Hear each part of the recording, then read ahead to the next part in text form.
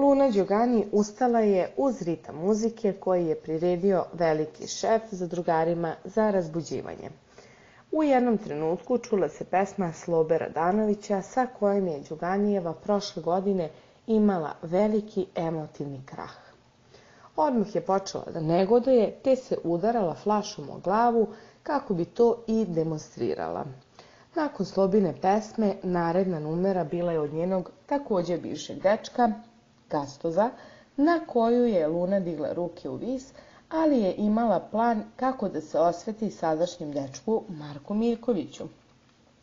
100 godina, ceo dan po ceo dan, dosta. Sad pustite Enu Popov, vikala je Luna dok se udarala flašom o glavu i dozivala pevačicu i voditeljku sa kojom je Miljković imao prvi seks u srpskim rijalitijima, još iz vremena Velikog brata.